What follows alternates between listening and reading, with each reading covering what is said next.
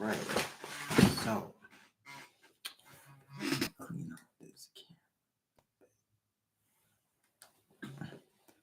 All right, there we go. What's up, y'all? It's Fitz. As y'all know, those of you who have tuned in before, I am Fitz, content creator, coach, helping entrepreneurs, small businesses use content to grow their businesses. But on this channel, I dissect and react to Black culture through comedy, debate, etc. And today I want to talk about something that I think goes unspoken in the Black community, particularly among men. And I want to ask the question. I want to start the stream off by asking the question: are Black men responsible for their own success? Right? How, and if so, how responsible are Black men for their own success? Now, before I start getting all the people saying, of course, everyone is responsible for their success, and hard work, lift yourself up off by your bootstraps, and coming at me, I'm asking this question in particular because of conversations that I have and things that I see online and things that I've seen in person. So here's where I'm coming at with the question. When I say, are Black men responsible for their own success? I'm not talking about, okay, someone is successful and then you hear people say, oh, I did it all by myself. I'm self-made. That's not what I'm talking about. What I'm saying is, when we dive deeper, what is the reasonable amount of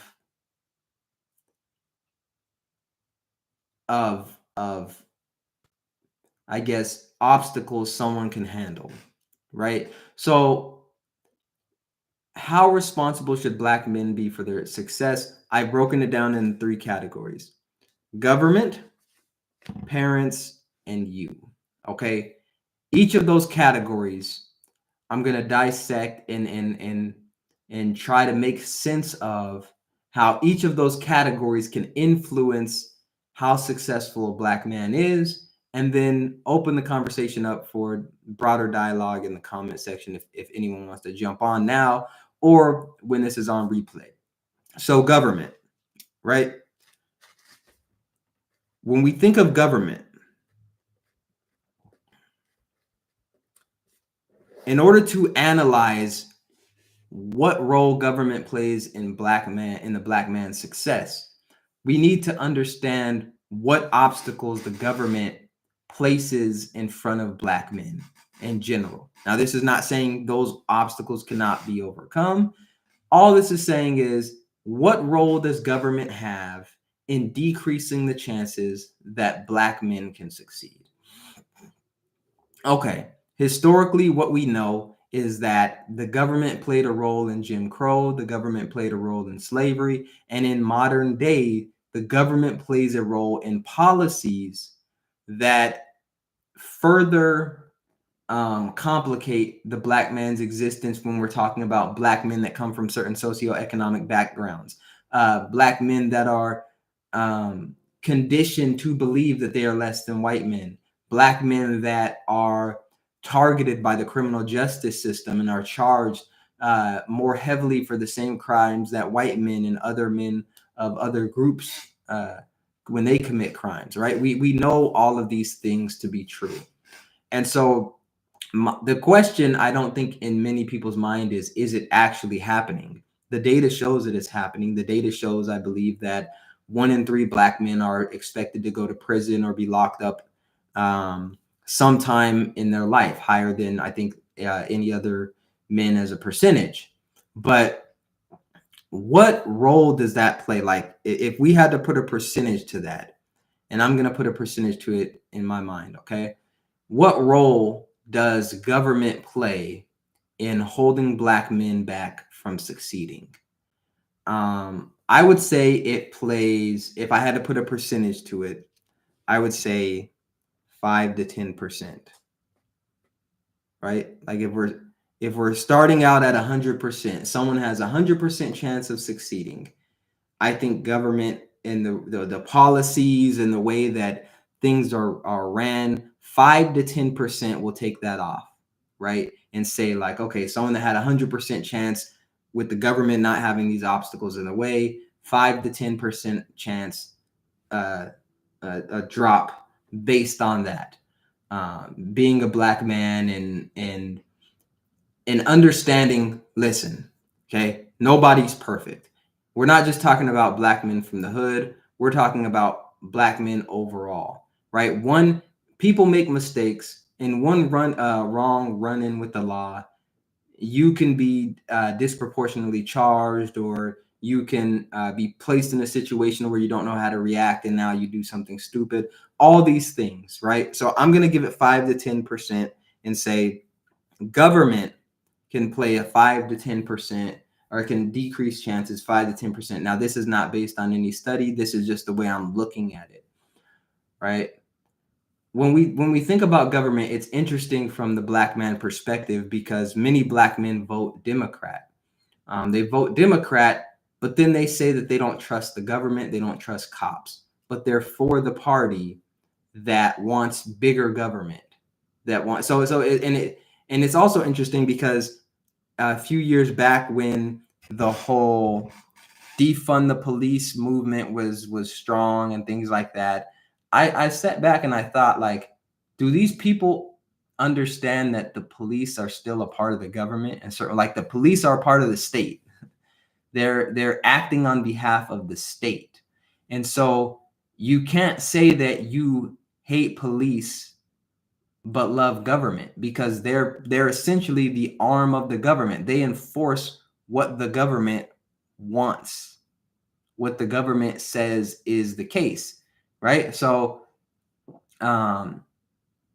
it's very interesting how the same animal can be viewed at differently depending on the title given.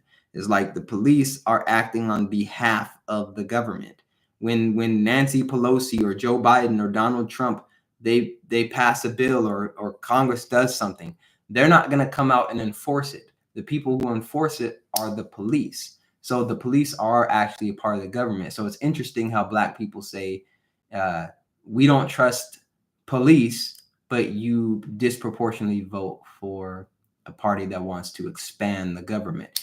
Even if Democrats come out and say, we're going to defund the police, we want less police on the streets, that still doesn't decrease the size of the government necessarily, because that money is just going to go somewhere else and make you more dependent on the government. And you may actually expand an arm of the government that is much worse than the police that, people say that they don't like. But again, we're talking about success.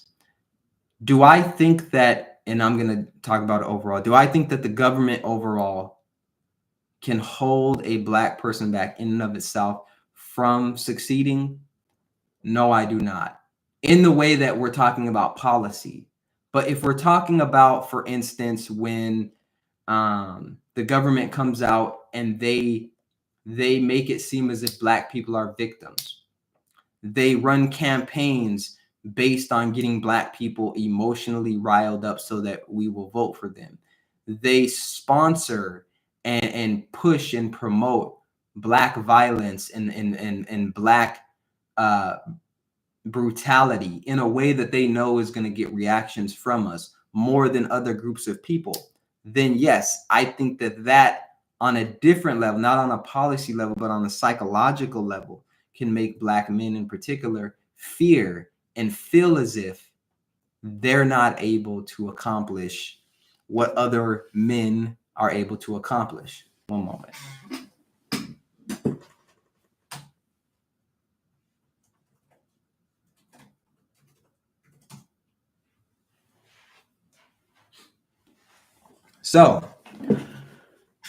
So yeah, I think that government plays somewhat of a role in how successful black men are or are not. But overall, I don't think that it's something that, if someone is committed to success and wants to succeed, is not something that you can't overcome. Like, for example, me, I used to wholeheartedly believe that there was a white person at the end of the rainbow.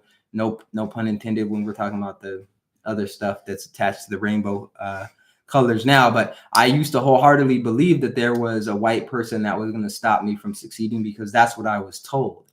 I was told that by teachers. I was told, and not in those words, not in the words of like, okay, yeah, you're going to be held back by this particular white man, but just in the narrative of everything about Black is less. You're more likely to go to prison. You're more likely to be stopped by the police and brutalized. You're more likely to not get a job because they're going to discriminate you. You're more likely to not go to college. You're more likely to not, even if you do everything right, you're more likely to not be accepted in professional circles, right? All of these things were told to me, and this is what I believed. But the thing is like, imagine getting a text message, right? Imagine you get a text message and the text message says something important, but you have to wait like 15 years before you can respond.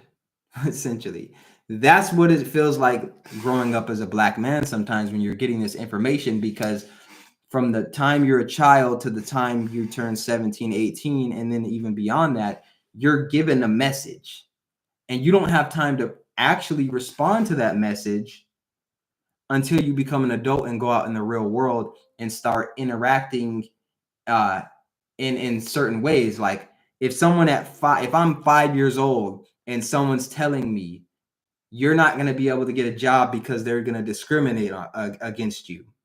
Well, I can't respond to that for like 10 years, let's say, because 10, 11 years before I get a job as a teenager. I can't respond to that. I can't live that really, because I can't really go out and work. So I have to live with that thought for 10 or 11 years while it's constantly being reinforced with other things. And then by the time I'm 15 or 16, I now have to try to undo, if I want to. This is if I want to. I have to try to undo all of the psychological things that have been done to me, right?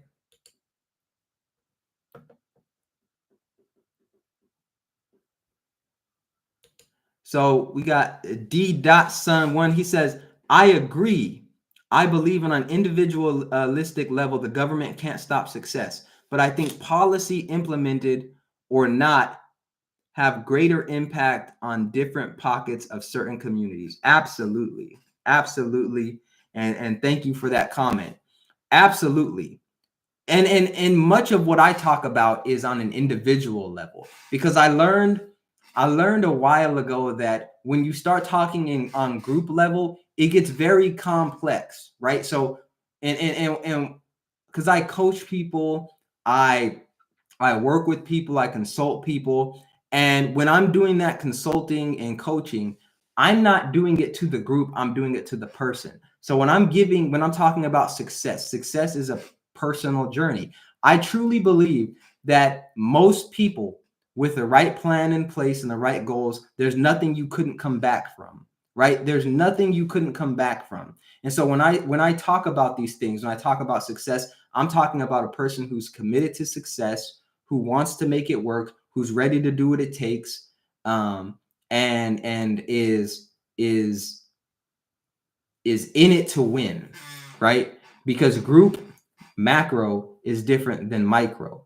And so, yeah, of course, like I was just explaining, when you have a system for how to deal with Black children in general that's different from how you deal with white children in general, you're going to get different results. That's going to manifest differently, right? And I love when, because here's the criticism that I'll give to not only conservatives, but a lot of entrepreneurs or a lot of winners is, and I'm not saying that conservatives are all winners, but what I'm saying is that as entrepreneurs and go-getters, we tend to assume that everyone is committed to success, that everyone can do. It's just like, it's hard to explain, but when people come to me with problems, I can honestly say I've never felt bad for them.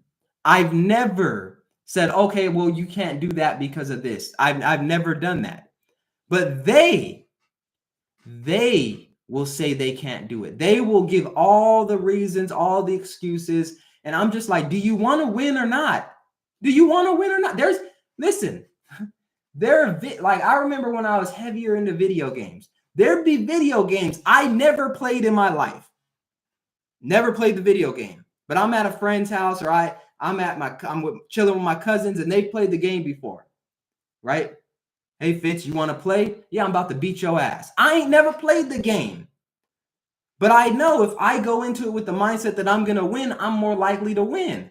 I'm just talking crap at this point, right? When I'm saying I'm going to win and stuff like that. But that's what gets you going. When you say you're going to do something and you don't do it, that should motivate you to keep trying until you do it. Now I'm staying up all night playing the video game when they sleeping, because when they wake up, they getting this work.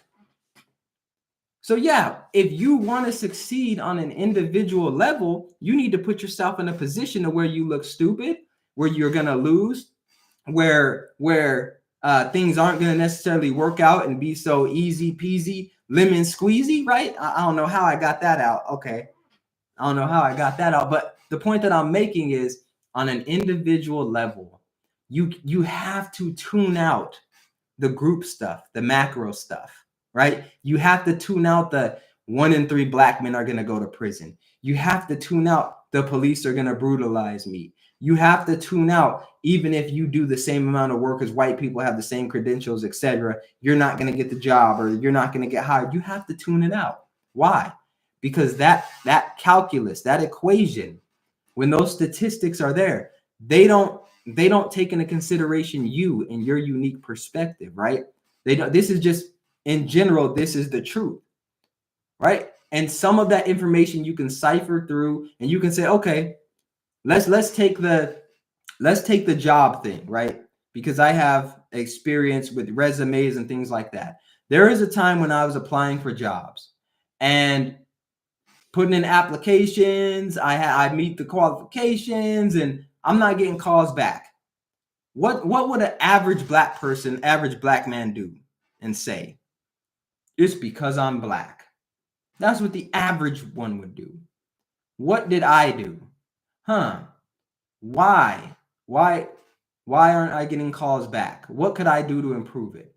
Well, through further research, what I found out was that many of these online applications use something called ATP. I think it stands for applicant tracking.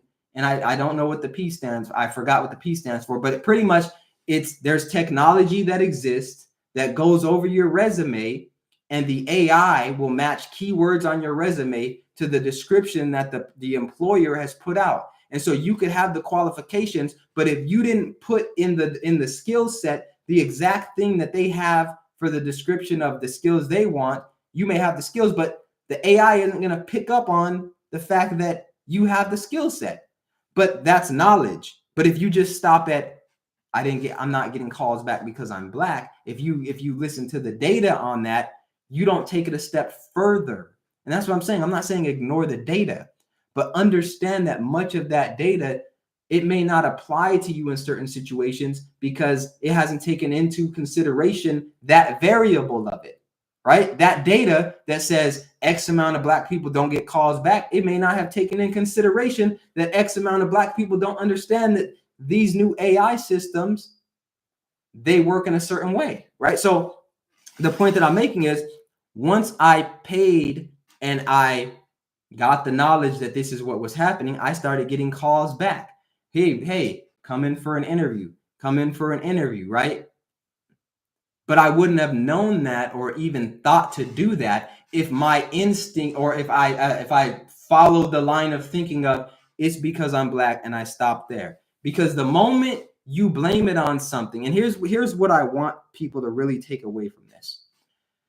The moment you blame it on something you can't change, that is the moment that you will stop trying to make it work. Because logically, if you aren't able to do something because you're black and you can't change being black, then there's nothing more you can do, right? But if you have a more balanced approach, hey, maybe part of it is because I'm black, but what if it's not all because I'm black. What can I do? What can I can control? What can I control? That's a much better perspective. Yeah, have it in the back of your mind if that's what your cup of tea is. It's because I'm black, but pretend like it's not. That's the advice I give. If you believe, I challenge you. If you believe that you're not where you want to be at in life, or you're not getting the results you want because you're black, just behave as if you weren't black. Just take the actions, whatever actions a non-black person would take those actions. Put in, look at your resume. Go get professional help. Figure out solutions, right? That's what's going to help you. So when it comes to the government putting policies into place and things like that, understand this. Winners rise above policy. Winners are going to rise above that policy. I don't know any policy that stops you from waking up in the morning and believing in yourself. I don't know any policy that could do that.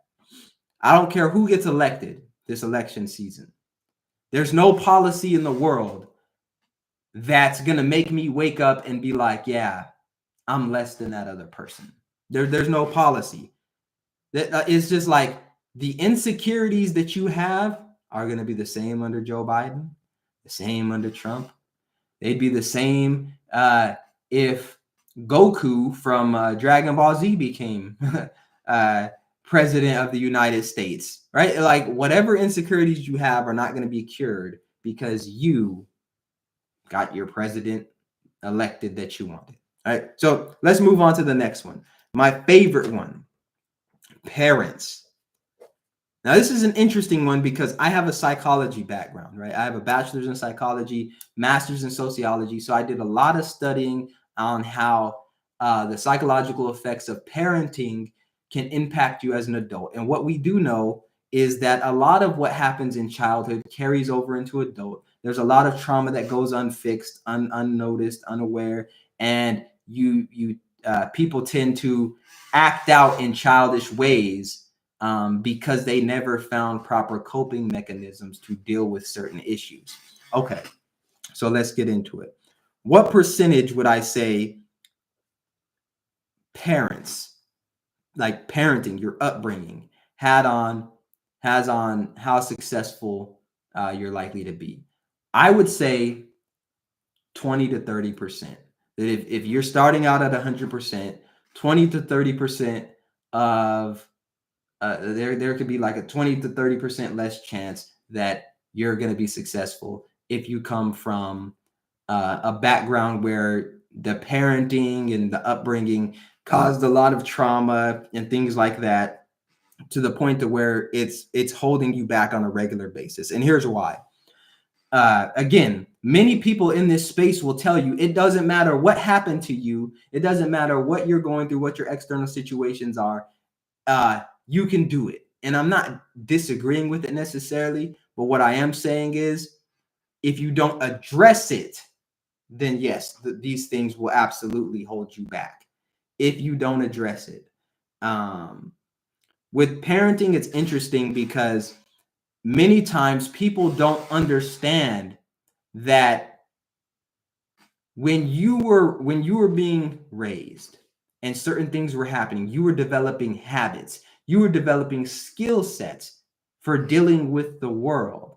Well, let's say you come from a background where you're afraid of your parents, aka authority figures. Well, when you grow up and now you're at this job and you can't quite understand why. When your boss tells you to do something that doesn't make sense, you can't respectfully and you can't intelligently and coherently communicate and express yourself to them and let them know your perspective and your viewpoints and get your message across without being angry and upset. It could be that you never had a healthy relationship with your parents in a way to where you can express yourself, or you're holding something in that you're afraid to deal with. And this reminds you of that. Stay with me, okay? The reason this can hold you back is because when you reach a certain level of success, it's no longer about just managing you. It's about managing yourself and other people and combining those things to work. That is high level stuff like that. That's where the real money is at. Being able to take different people, different situations, different interests, different stakeholders, and say, how can I make this all work?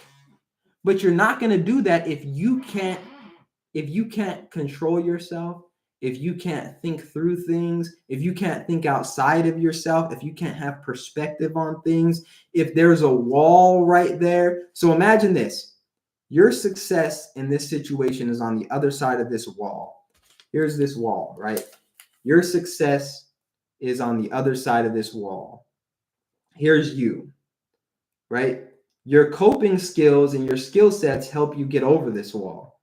Your skill sets are the gear that help you get over this wall, over here to where you want to be.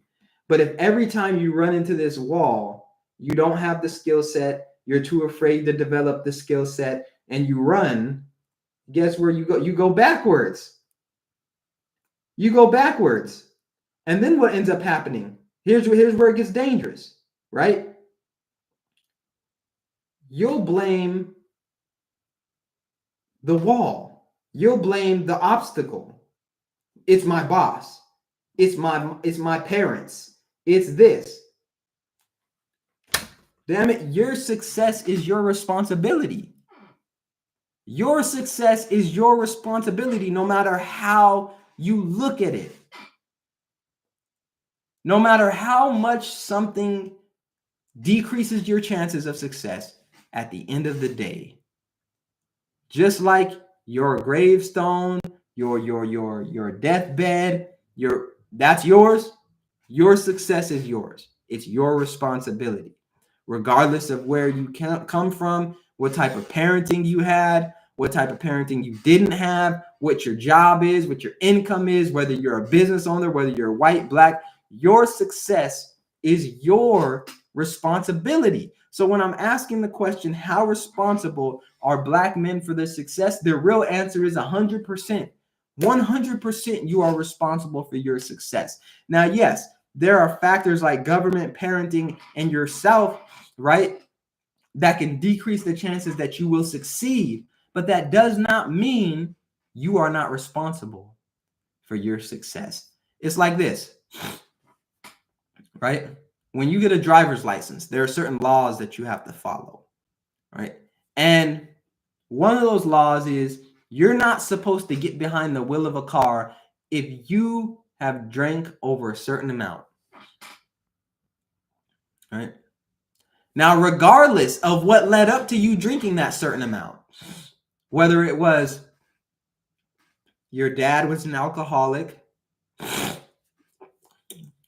your dad was an alcoholic, you watched him drink, you were traumatized from it, and now you're an alcoholic, and that ultimately led up to you not being able to control your alcoholic tendencies and then get behind the wheel, or whether this is your first time drinking and you've never drank before, first time drinking, just wanted to have fun, you get behind the wheel of a car, you're still responsible. Because here's the thing, people like to sit back, void of consequence, like before the consequence happens. They like to sit back and talk from a point of arrogance and confidence and ultimately, I would say, delusion. When there's like, oh, well, I went through this and I went through that. And that's not reality, though. Because if you get in a car accident after you've been drinking, it doesn't matter what your reason was. It doesn't matter what your excuse is. You just got in an accident after drinking. Let me know how good that sob story goes after you've done what you shouldn't do. But here's the problem with success. Here's what ends up happening. People live their lives and they settle for mediocre. And then at a certain point they go, it's them. It's their fault. It's the world's fault. It's society's fault. But then what ends up happening, and it's interesting. It's very interesting, right? They start to hate on the people that are actually succeeding. They hate on the people who are succeeding, right? So when we talk about parenting and how parenting can decrease your chances of success, understand that it's still your responsibility. Understand that in most cases, you have everything to gain by rekindling or at least working through whatever trauma parents caused in the past. Because if you do not, there will always be that mental block. There will always be that thing right there that's ultimately holding you back. All right. So last category, you. What percentage what percentage of your success what obstacles can you put in your way? I would argue that this is probably the biggest category that can cause you to succeed or fail is you, right? You, because I would give this 100%. No, I would give it 90%. I would say you can if you're born in a super wealthy family and you guys have pretty much unlimited resources and all that other stuff. You could be a shitty 90% person, like you could be shitty 90% of the time, not have goals, not whatever, and you can probably still get by with the drug habit and all this other stuff because you have enough money to cover everything up. Okay, cool. But for the vast majority of people, if you are a crappy person, you don't have goals, you're not ambitious, you don't self-reflect, you're not aware of anything, you don't make progress on anything, you're not consistent, you're not accountable. You can be born into a great family, all of those things, and you will likely fail. You'll likely fail because you are typically at the center of your success. Just like it's interesting when I see people who are overweight and they'll blame it on, oh, it's the food they give us, it's genetics. 80% of your health is controlled by you, right? There are genetic 20%. Researchers showed around 20% is genetic, things you can't change. But the other 80% is your lifestyle, the way you think about eating, the way you think about health. Do you exercise? Do you eat healthy? Do you manage stress well? Like, are you doing things to promote a healthy lifestyle? Are you thinking positive thoughts? Are you dealing with the negative thoughts? Are you working through things, right? You're in control of all those things. But people will focus on the small portion that's not within your control and blow it up and make it seem like that's everything. And it's not. It's not. And why would you want it to be? Why do you want things out of your control so bad to influence your success? Because you're lazy. You don't want to do the work. You want to put it on somebody else because then at the end of the day, when you don't get what you want, it's them and not you. But again, we already went over this. You are responsible for your success. You're responsible for your success, not your parents, not your grandparents, not Martin Luther King Jr., not Donald Trump, not Joe Biden, not Barack Obama, not me. You are responsible for your success. Your sob story will only get you so far because when you're sitting there at 45, 50 years old, you don't have any money, you don't have any savings, and you're relegated to working jobs you don't like, you have no specific skill set, and you're unhappy, you can blame as many people as you want. No one's coming to save you. Nobody. But you can do something about that. You can change. You can choose to change. It's probably not going to be easy. It's likely not going to be easy the longer you put it off. Right? You think debt lowers the longer you put it off? No. Same thing happens with success. The longer you put it off, the harder it's going to be. Why?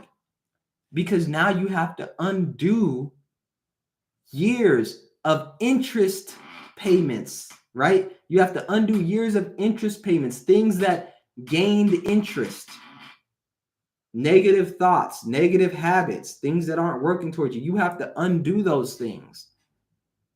Whereas if you never developed them or you addressed them when they were this big, they wouldn't have compounded over all these years.